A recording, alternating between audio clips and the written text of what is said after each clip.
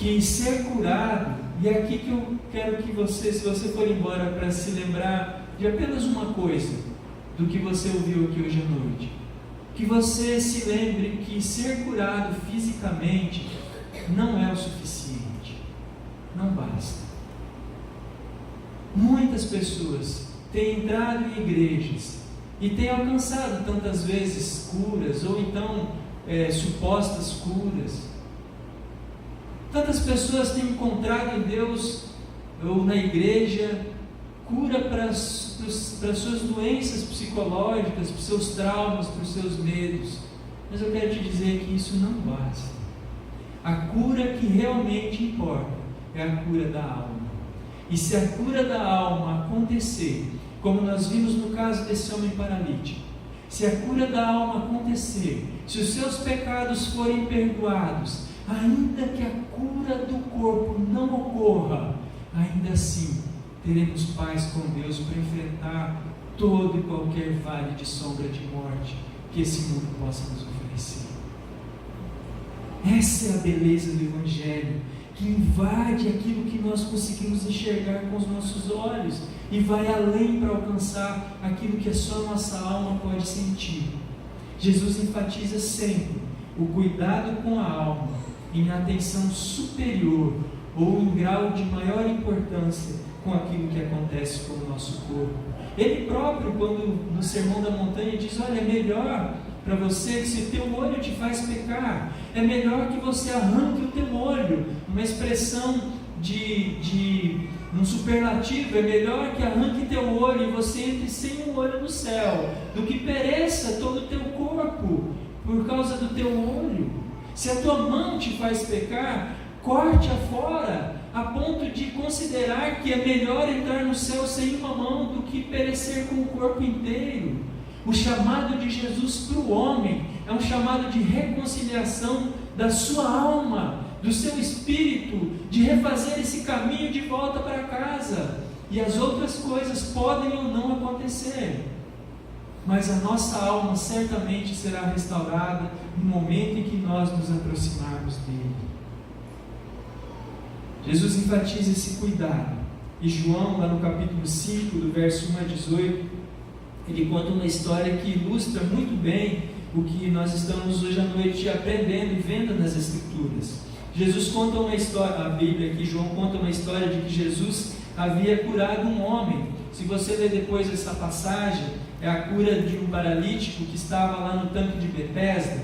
Era um tanque, e então as pessoas que ficavam ali à volta, elas diziam que quando a água daquele tanque se mexia, o primeiro que pulava na água era curado. E Jesus chega e encontra um homem paralítico lá e fala assim: olha, você está aí, o que você quer? Ele fala: olha, eu estou aqui e eu sou paralítico, então quando a água se agita, eu não consigo chegar a tempo e sempre um pula na minha frente. E Jesus pergunta para ele: mas então, o que você quer que eu te faça? E ele respondeu que queria ser curado, 38 anos esperando. Queres ser curado? E ele responde: Senhor, eu não tenho ninguém que me ponha no tanque. Então Jesus lhe diz: levanta, toma o teu leito e anda. Só que o texto aqui, até aqui, seria uma cura semelhante à que nós vimos do leproso, né? Jesus conversa com ele. Mas o interessante é que quando nós chegamos no verso 14 do capítulo 5, diz que mais tarde Jesus encontra esse homem no templo e lhe diz: olha, você já está curado, não peques mais para que não te suceda coisa pior. Percebe? Jesus está falando: não peques mais para que não te suceda coisa pior. Não é o fato de pecar que o faria voltar a ser paralítico, de pecar que o faria voltar a ser um inválido ou o que quer que seja, mas o fato de uma manutenção de vida de pecado, manter a sua distância de Deus, para que ao final da vida, de uma vida sem Deus, alguém olhe para trás e diga: não valeu a pena. Uma vida sem Deus é no apagar, no fechar dos olhos e olhar para trás e dizer: não valeu a pena. Foi uma tragédia a minha existência. Não considerar que Deus está presente, que me chamou através da cruz do Calvário, que me apresentou o Evangelho, que me convidou a viver de acordo com aquilo que Cristo ensinou, é olhar para trás e dizer: minha vida foi uma tragédia. E essa é a advertência do capítulo 12 de Eclesiastes, que diz: jovem, alegra o teu coração e anda pelos caminhos que te satisfazem, mas saiba que de todas essas coisas Deus te pedirá contas. E Salomão diz: vaidade de vaidade, servir a Deus é ainda a essência de uma vida com um sentido e que vale a pena ser vivida, não importa o tempo em que ela dure. Jesus olha para aquele homem e diz: não, já estás curado, não tenha uma vida de pecado, não viva no pecado, porque senão a sua vida vai enfrentar dias ainda piores do que ser um paralítico. Uma vida de pecado é tão assombrosa diante de Deus, que é muito pior do que uma vida de lepra, de paralisia e de cegueira. Tanto é que lá em Apocalipse é assim que o apóstolo João se refere àquele que é pobre, cego e nu, sem Deus. Nosso texto de fato mostra um desprezo da vida com Deus. E esse desprezo e essa ideia de que Deus é irrelevante, inexistente e insignificante não resolveu nenhum dos problemas. Ao contrário, todas as sociedades pelo mundo afora que abandonaram o Evangelho, que abandonaram o Evangelho nas escolas, das famílias que abandonaram o Evangelho nas suas casas, que decidiram que não era importante transmitir a sua fé para os seus filhos, que não era importante ter a fé em alta conta, ter o Evangelho presente nas suas vidas. Nós vimos uma nação ser construída, talvez a nação que tenha a influência maior, como os Estados Unidos, a própria Alemanha, construída com bases sólidas de um Evangelho pregado nas escolas, ensinado aos filhos. Um padrão moral elevadíssimo, a Suíça de João Calvino, onde se pregava o Evangelho todos os dias, em todos os lugares, e não havia prostitutas, não havia mendigos e não havia órfãos abandonados. Mas a nossa sociedade decidiu que o Evangelho é banal, é irrelevante, insignificante, e a vida com Deus não traz frutos, e nós não estamos resolvendo os nossos problemas longe do Evangelho. O fato é que encontrar-se com Deus, e aqui eu caminho para uma conclusão, o fato de que encontrar-se com Deus, de ter um encontro com Jesus, de perceber nele o fim da guerra que há entre o homem e Deus, e um tempo de paz e de perdão, conquistados na cruz do Calvário pelo sangue vertido do Cordeiro sem defeito e sem mácula, Jesus Cristo.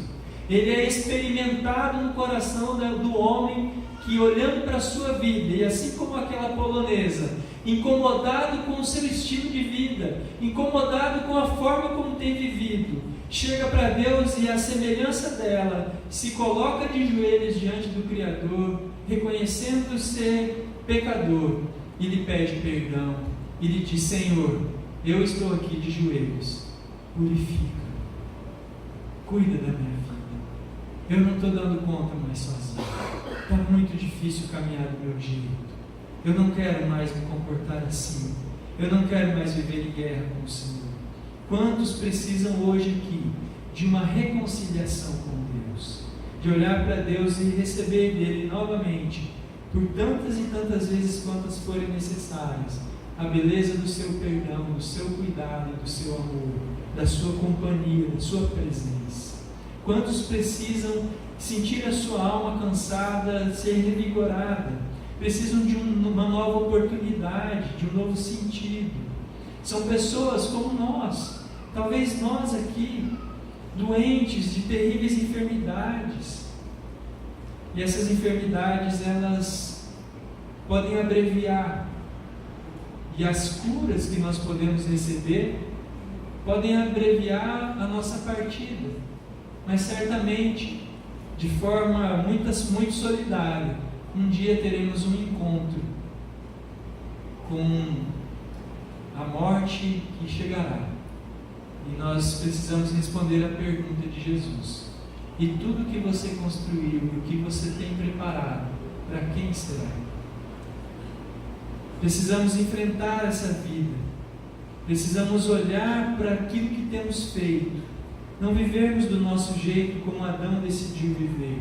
Adão foi aquele primeiro homem que disse: eu faço do meu jeito, para depois Jesus, o próprio Deus, vir e dizer: eu faço do jeito do Pai.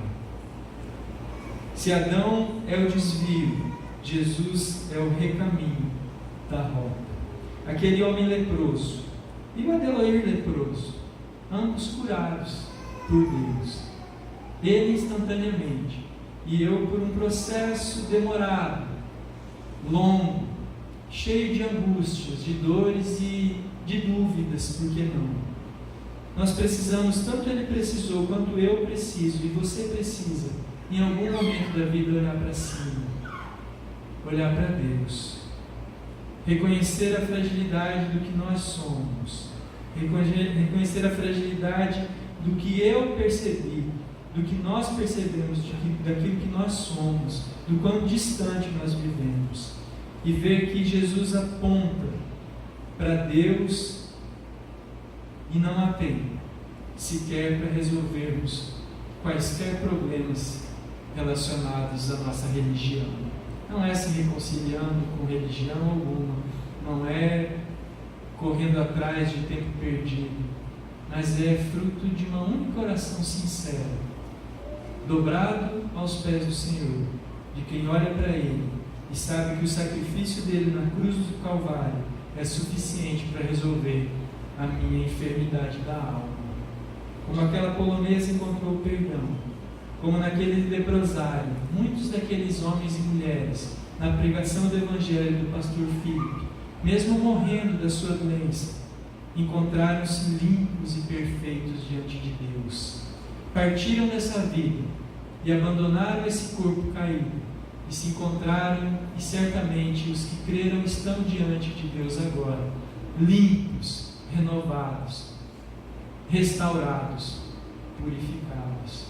Que essa seja a sua expressão de fé, que você olhe para cima, que você reconheça que na sua vida, nesse mundo, há um Deus que se manifestou numa cruz, e essa cruz é o atrativo que nos convida a olhar para Ele e através dele olhar para o céu, para o caminho, novo e vivo caminho que Ele reconstruiu para nós.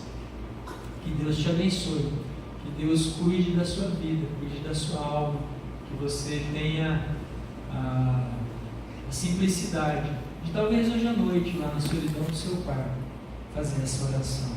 Mestre, purifica. Vamos orar? Feche seus olhos.